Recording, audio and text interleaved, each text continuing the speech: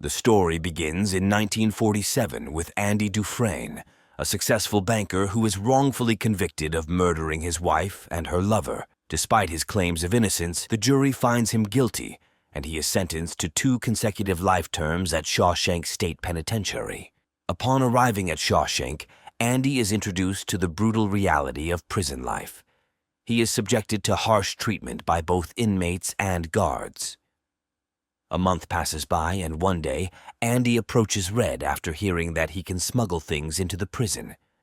He asks Red to get him a rock hammer, saying he wants it to pursue his hobby of collecting and sculpting rocks.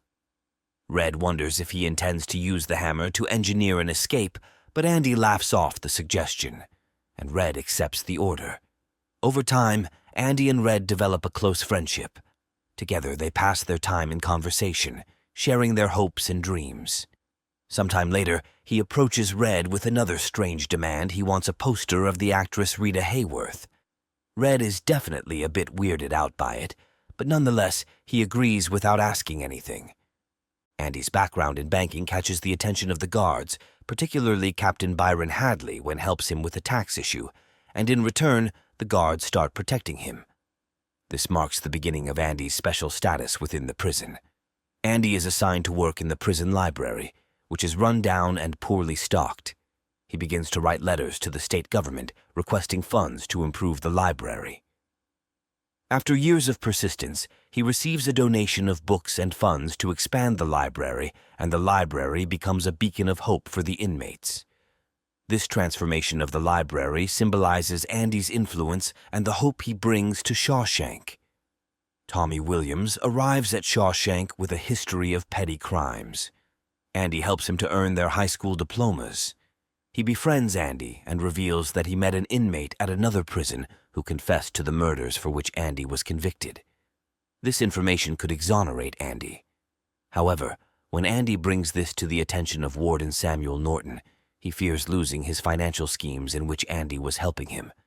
To maintain control, the warden throws Andy into solitary confinement for 2 months and killed Tommy under the guise of an escape attempt. After that, he refuses to help Norton launder money anymore. However, the warden threatens him with dire consequences, including shutting down the library if he stopped working for him. After Andy is released from solitary confinement, he opens up to Red about his past and the love of his life, his late wife. Overwhelmed with regret and longing, Andy reveals his ultimate dream to Red, to escape to a small beach town in Mexico where he can finally live a peaceful and simple life. He invites Red to join him there one day. Andy also tells him about a specific area in Buxton, Maine, where he has hidden something.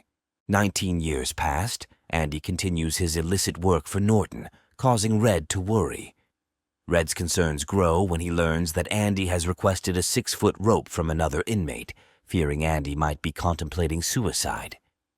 The next morning, Andy doesn't respond to the usual roll call, and it quickly becomes clear he is missing from his cell. During the search, the guards discover a tunnel hidden behind a poster, revealing Andy's escape route. A flashback shows Andy discreetly emptying dirt from the tunnel into his pockets and scattering it in the courtyard during his morning walks. The night before, Andy had packed Norton's papers and clothes into a plastic bag, securing it to himself with the rope. While Norton and the guards try to understand how Andy escaped, Andy is seen visiting various banks under the alias Randall Stevens, withdrawing the laundered money. But how did this identity come to be? Andy had set up a false identity, Randall Stevens, for Warden Norton by creating all the necessary documents, including a birth certificate, social security number, and bank accounts, to launder money from his corrupt schemes. Randall Stevens was a ghost, a phantom, designed to hold all the illicit earnings from the warden's kickbacks and corrupt deals. He also sends evidence of Norton's illegal activities to a national newspaper. Chaos ensues at Shawshank as police and media swarm the prison.